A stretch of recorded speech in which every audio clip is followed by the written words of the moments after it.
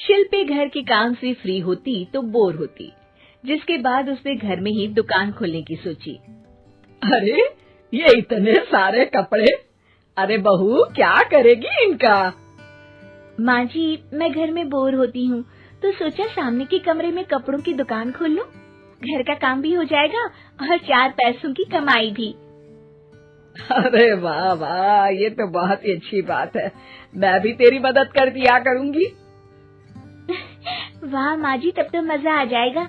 अब हम दोनों मिलकर खूब पैसे कमाया करेंगे।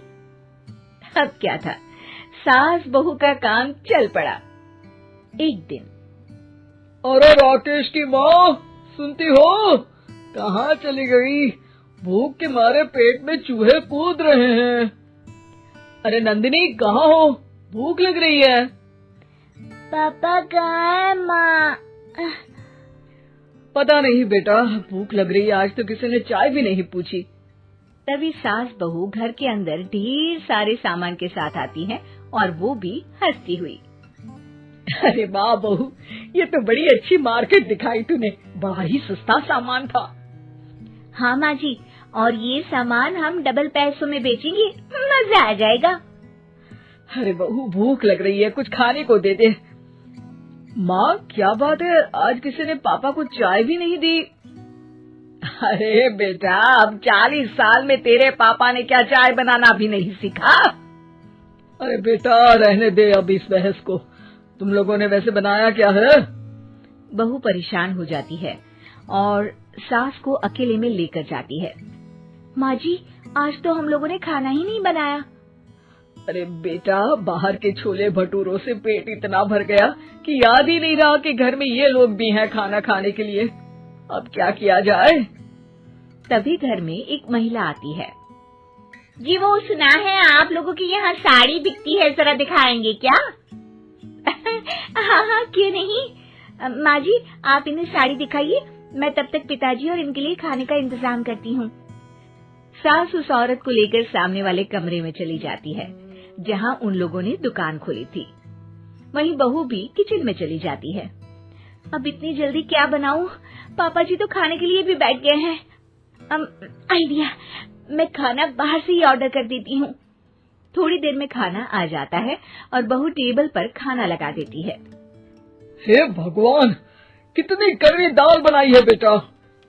नहीं नहीं पिताजी, वो क्या बात है नंदिनी, रोटी तो चबाई ही नहीं जा रही है, लग रहा है रबड़ खा रहा हूँ। एक तो इतने महंगे होटल से खाना मंगवाया और वो भी इन लोगों को पसंद नहीं आया। तभी सास नोट गिनती हुई बाहर आती है। वाह माँ जी, बड़ी कमाई हुई लगती है।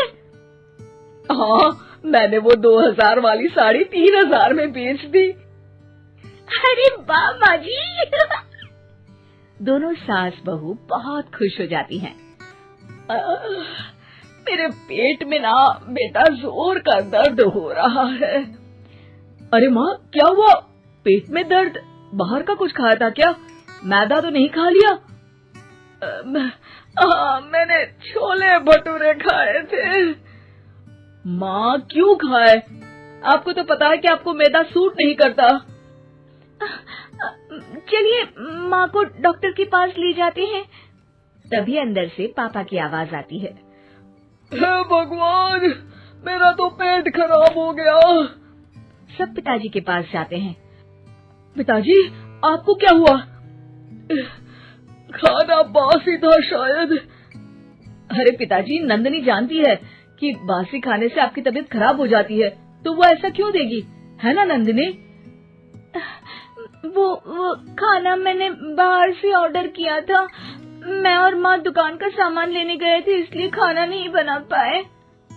क्या नंदिनी, दुकान के चक्कर में तुमने तो सारे घर का हाल बिगाड़ रखा है।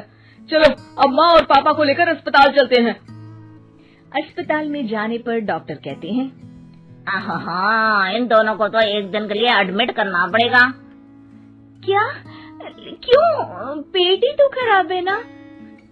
हाँ, तो घर ले जाइए ना, अगर लग रहा है कि कोई बड़ी बात नहीं है और हम सिर्फ पैसा कमाने के लिए इन लोगों को एडमिट कर रहे हैं। नर्स, जरा इन लोगों को बिल तो दे देना। चलिए, मैं आप लोगों को पैक पैकेट समझा देती हूँ। जब बहू के हाथ में बिल आता है, हे भगवान, 60,000 रुपए! इतना तो मैंने कमाया भी ना था। अब समझ गई कि कमाई के चक्कर में घर के लोगों की सेहत के साथ मैं खिलवाड़ कर रही थी।